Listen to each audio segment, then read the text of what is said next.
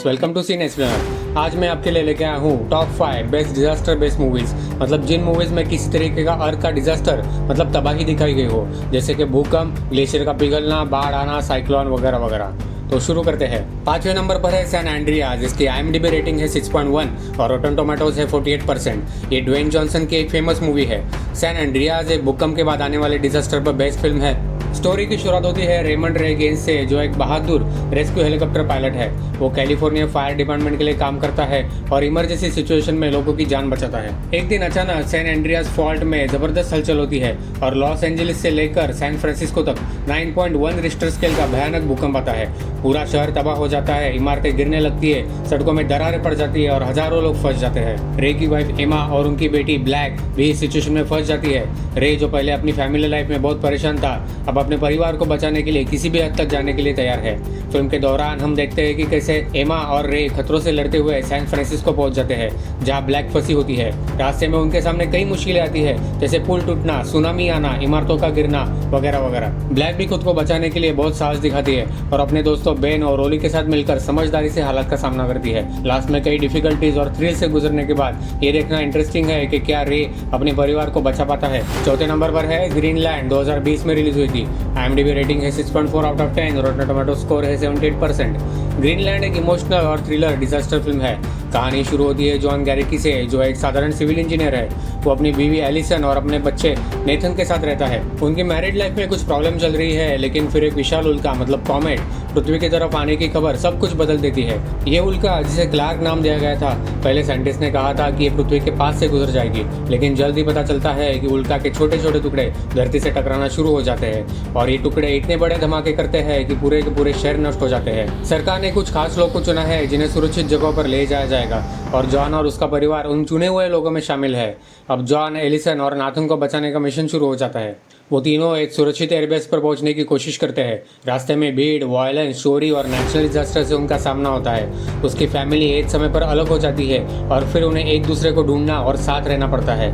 Last में वो सुनते हैं कि ग्रीनलैंड में बने गहरे बंकर ही सिर्फ एक जगह है जो उन्हें उल्का के प्रलय से बचा सकती है। मूवी के क्लाइमैक्स में आपको ये देखना पड़ेगा कि क्या उल्का पृथ्वी से टकराती है और अगर टकराती है तो क्या इंसान जिंदा रहते हैं।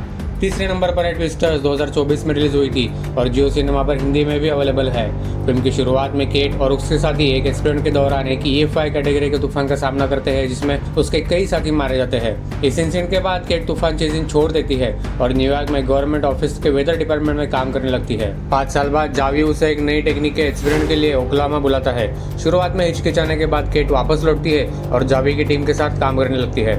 इस दौरान टाइलर, ओवेंस और उसकी टीम भी तूफानों का पीछा कर रही होती है। फिल्म में दिखाया गया है कि कैसे टीमें मिलकर एक बड़े से EFI तूफान का सामना करती है और केट अपने पुराने एक्सपेरिमेंट को फिर से आजमाती है, जिसमें वो सिल्वर आयोडाइड और सोडियम पॉलीक्रिलेट बिट्स का उपयोग करके तूफान की तीव्रता को कम करने की कोशिश करती है। लास्ट में क्या केट और उसकी टीम सक्सेसफुल होती है या और किसी मेंबर को अपनी जान गंवानी पड़ती है, ये मूवी में बहुत इंटरेस्टिंग तरीके से दिखाया गया है। दोस्तों, दूसरे नंबर पर है द वेव।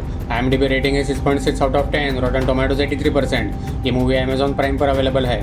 फिल्म की कहानी नॉर्वे के एक छोटे से शहर गे रेंजर में सेट है। ये एक सुंदर लेकिन खतरनाक जगह है, क्योंकि यहाँ पर बड़ी सी झील और उसके किनारे एक बड़ा पहाड़ है जो कभी भी टूट सकता है। इस मूवी का मेन कैरेक्टर क्रिश्चियन आइकर्ड एक जियोलॉजिस्ट है। वो इस पहाड़ पर लगातार रिसर्च कर रहा है, क्योंकि उसे शक है कि ये पहाड़ जल्दी से टूट सकता है और अगर ऐसा हुआ तो झील में भारी पानी गिरेगा और विशाल सुनामी पैदा होगी जो पूरे शहर को तबाह कर देगी। लेकिन सरकार और बाकी लोग इसे ज्यादा सीरियसली नहीं लेते। उसी दौरान अचानक बड़ा भूस्खलन मतलब लैंडस्लाइड होता है और पानी झील में गिरता है। इससे एक भयानक सुनामी उठती है जो तेजी से शहर की ओर बढ़ती है। अब शहर के लोगों के पास बचने के लिए सिर्फ 10 मिनट है। क्रिश्चियन, उसकी वाइफ और बच्चों को इस सुनामी से बचना है, लेकिन रास्ते में कई मुश्किलें आती है। ट्रैफिक जाम, पानी का बढ़ता लेवल, अपनों को ढूंढने की नाकाम कोशिश और मौत का खतरनाक साया। फिल्म एक रियल टाइम थ्रिलर की तरह चलती है, जहां हर मिनट बहुत कीमती है। लास्ट में सुनामी से बहुत से लोग मारे जाते हैं। क्या क्रिश्चियन अपने परिवार को ढूंढ लेता है और क्या अपने फैमिली को बचा लेता है, ये मूवी में देखना बहुत इंटरेस्टिंग है। VFX बढ़िया है। पानी का बहाव, पहाड़ का गिरना और सुनामी के सीन इतने रियल लगते हैं कि रोंगटे खड़े हो जाते हैं। दोस्तों, फाइनली पहले नंबर पर है डीप वाटर होराइजन, 2016 में रिलीज हुई थी। ये मूवी Amazon प्राइम पर हिंदी में भी अवेलेबल है। ये मूवी एक सच्ची घटना पर बनी फिल्म है।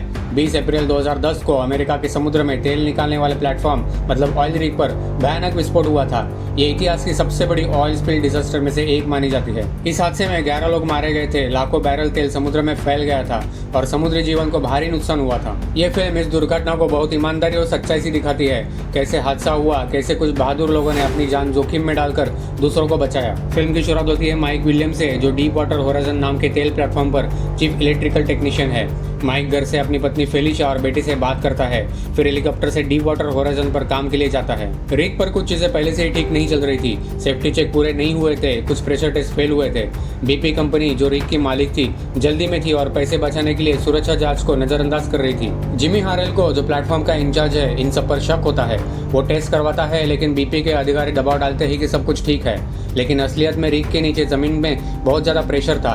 तेल और गैस का जबरदस्त दबाव ऊपर आ गया और फिर एक बड़ा धमाका हो जाता है।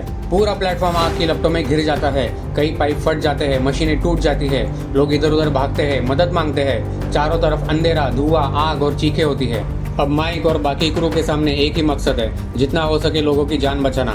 जिमी के साथ साथ और 2 लोग भी बाकी लोगों को सुरक्षित बाहर निकालने में अपनी जान पर खेल जाते हैं। इस हादसे में 11 लोगों की मौत हो जाती है। बहुत मुश्किलों के बाद जो लोग बचे हुए हैं वो प्लेटफॉर्म से कूदकर किसी तरह अपनी जान बचा लेते हैं, लेकिन इस बीच माइक को जो हालात झेलने पड़ते हैं वो फिल्म में बड़े जबरदस्त तरीके से दिखाया गया है। फिल्म के आखिर में माइक अपनी पत्नी और बेटी से मिलता है, पर हादसे की यादें और दुख हमेशा के लिए उसके साथ रहते हैं। दोस्तों, अगर आप ज़ॉम्बी मूवीज़ के फैन हो तो यहाँ क्लिक करके टॉप 10 बेस्ट ज़ॉम्बी मूवीज़ का वीडियो देख सकते हो।